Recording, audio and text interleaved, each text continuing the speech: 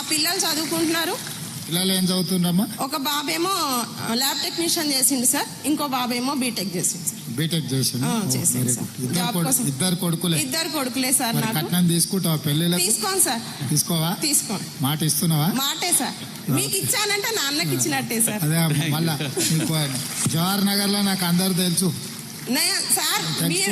మేమందరం మీ కాదు సార్, మీరు బాగా తెలుసు. మీరు ఎప్పుడు వచ్చినా జవహర్ నగర్ లో నేను ఉంటాను. మీరు అందరు ఓటేసిర్రు, కానీ కొడుకు పెళ్ళినప్పుడు తెలుసుకుంటే నువ్వు కట్నం తీసుకున్నావు. ఖచ్చితంగా తెలుసుకోండి సార్. అయితే నాకు సంఘం నుంచి డబ్బు ఒకటే కాదు సార్, మాట్లాడే ధైర్యం అవన్నీ నాకు వచ్చినాయి.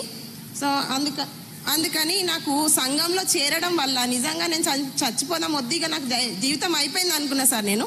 అటువంటిది నాకు మనోధైర్యాన్ని ఇచ్చిండ్రు. కుటుంబం వాళ్ళకంటే ఎక్కువ కూడా సంఘం వాళ్ళే సార్. మాకు ఆపద వచ్చినా సంపద వచ్చినా, ఈరోజు మా సంఘానిది 2.5 లక్షలు ఉంటుంది సార్. మేము ఎవరికన్నా చిన్న పేద అమ్మాయి పెళ్లి చేస్తానన్నా, లేకపోతే చదువుకుంటుందన్నో ₹1,00,000 మేము అందరం కలిసి ఇచ్చేస్తాం. బ్యాంక్ వాళ్ళు కూడా మమ్మల్ని బతిలాడి మరీ లోన్స్ ఇస్తున్నారు సార్. మేము అంతా మంచిగా రీపేమెంట్ చేసుకుంటున్నాం. కరోనా టైంలో కూడా మేము రీపేమెంట్ ఎక్కడా సంఘాల ద్వారా ఆగిపోయింది లేదు సార్.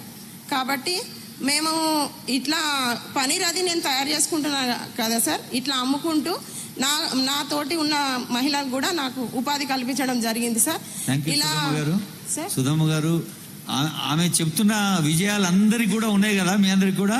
కాబట్టి ఒకసారి గట్టిగా చప్పట్లు కొట్టండి. మరి మీ అందరి విజయాలు కూడా అమ్మా సార్. నాకు ఇంతటి అవకాశం ఇచ్చిన మా మెప్మా